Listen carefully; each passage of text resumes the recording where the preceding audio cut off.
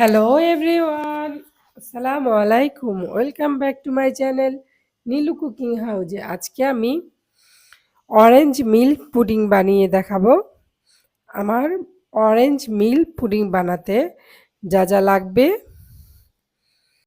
3 orange, half litre milk, 2 spoon agar agar powder, 1/4 cup sugar. পাত্রে আমি খাঁটি গরুর দুধটা ঢেলে দিব, ছেঁকে নেওয়া। ছেঁকে বোতলে করে আমি ডিপে সংরক্ষণ করেছিলাম। চুলাটা অন করে দিয়েছি, চুলা 120-এ রেখেছি। ঠান্ডা অবস্থায় আগার আগার পাউডারটা দিয়ে দিব। আমি বাংলায় বলে দিচ্ছি, এখানে 1 কাপের 4 ভাগের 1 ভাগ চিনি দিয়ে দিব, আর দিয়ে দিব আগার আগার পাউডার 2 চা চামচ। এই 1 চা চামচ,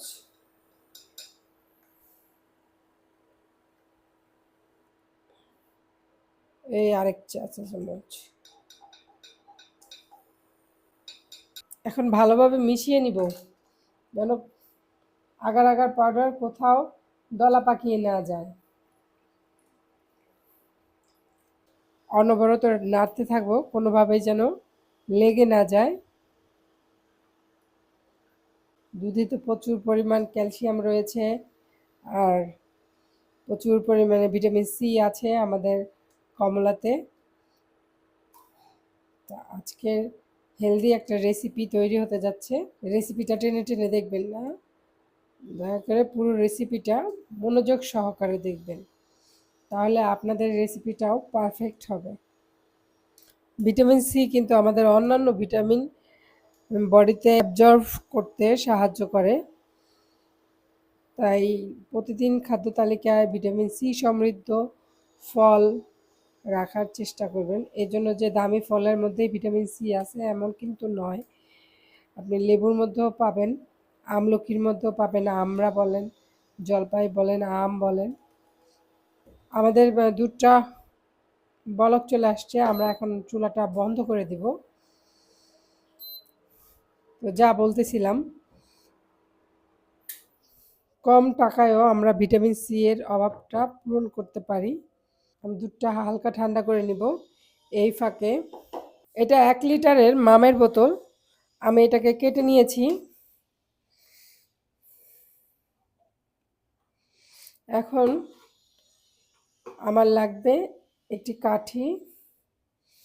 আমি বাঁশ দিয়ে একটি কাঠি তৈরি করে নিয়েছিলাম। আর লাগবে 3টে অরেঞ্জ, ছিলে নিব।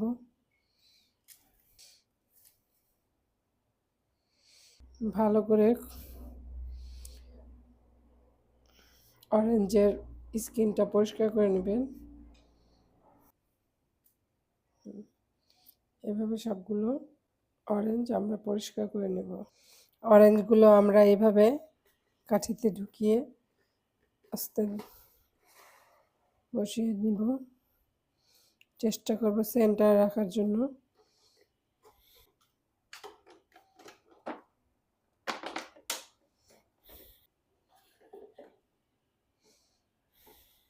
আমি এখন দুধটা ঢেলে দিচ্ছি।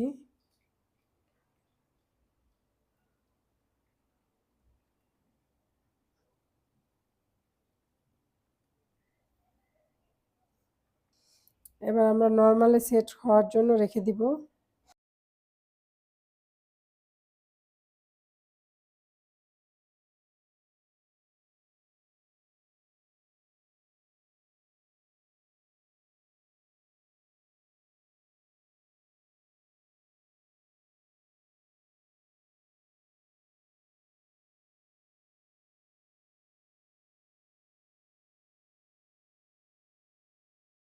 তৈরি হয়ে গেল আমার অরেঞ্জ মিল্ক পুডিং।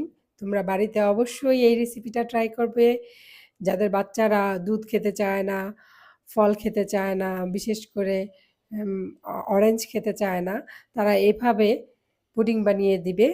বাচ্চারা অবশ্যই খাবে। যা দেখতে সুন্দর তার প্রতি আকর্ষণ বাড়ে। তো আমার মনে হয় এটা সব বয়সী মানুষের ডেজার্টের আইটেমের তালিকায় থাকবে। আমরা রমজানে ভাজা পোড়া কম খাই, স্বাস্থ্যকর খাবার খাই, নিজে সুস্থ থাকি, পরিবারকে সুস্থ রাখি। আপনাদেরকে দেখানোর জন্য দেখিয়ে দিচ্ছি আমার পুডিংগুলো কেমন হয়েছে। দেখেন, পুডিংটা কাটার সময় খুব ধারালো চাকু দিয়ে কাটবেন। মাঝখানটা শ্বাস ফেলে দিয়েছিলাম, তাই এর ভিতরেও যে দুধের পুডিংটা ঢুকে গেছে। আপনাদের সাপোর্টেই আমি এগিয়ে যেতে চাই। আমার ভিডিওগুলো যদি ভালো লেগে থাকে অবশ্যই একটি লাইক দিবেন এবং আমার চ্যানেলকে সাবস্ক্রাইব করে ফেসবুকে ফলো করে আমার চ্যানেলটির পাশেই থাকবেন। সবাইকে মাহে রমজানের শুভেচ্ছা জানিয়ে আজকের মতো এখানেই বিদায় নিচ্ছি। আল্লাহ হাফেজ।